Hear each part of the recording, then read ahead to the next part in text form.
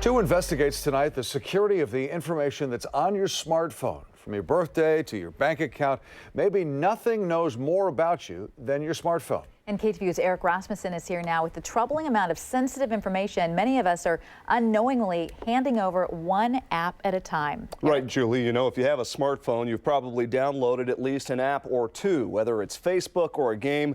Many apps just won't run without permission to access information on your phone, and security experts say you might be giving up a lot more than you think.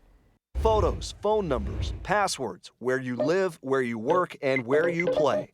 Our smartphones have it all, and others are constantly trying to get their hands on it. Yeah, it's definitely a lot of information they're asking for. Stefan Montooth got a surprise when he went to download the Google Translate app on his Samsung Galaxy. Access to storage, my text messages, which I don't know how I feel about that. The free app required Montooth to give permission to 9 different areas of his phone before he could download it. I don't know why they would need my account information just for me to translate something into another language, so I'm not sure.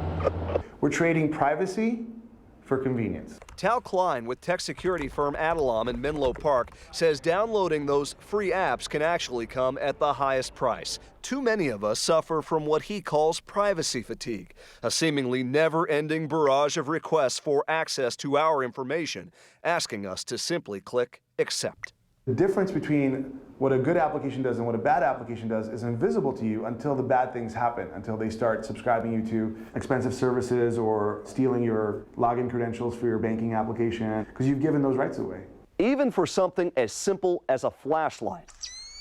Before I could download the app I'm using right now, I had to give it access to my GPS location, my camera, and my phone calls. Security experts call that scary. Why are all of these things necessary to have a flashlight? I thought maybe you could tell me.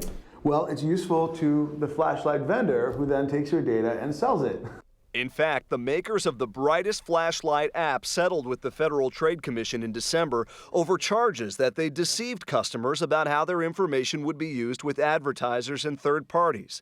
Experts have criticized the Android operating system for offering less control over privacy permissions than on the iPhone and other Apple devices. Every application that you download pretty much today comes with a sign-in with Facebook option.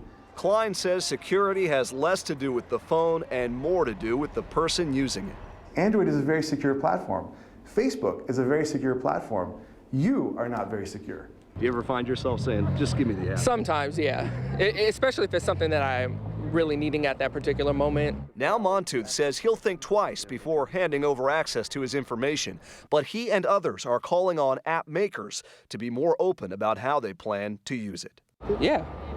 I would like to know that, definitely. We reached out to Google. It says it recently improved the way it displays the permissions requested by apps on Android, making them simpler and easier to read. For its part, Facebook says the way those permissions are named on Android phones doesn't necessarily reflect the way the Facebook actually uses them. That is just startling. I had no idea. So these are all the free apps. Are we any better off if we use apps that we pay for? Well, it should be said, not all the free apps are bad and not all the pay apps are totally secure. But experts say when you pay for an app, that's one more source of revenue for the app maker and one less reason for the app maker to sell your data. Really interesting there. Thank you, Eric.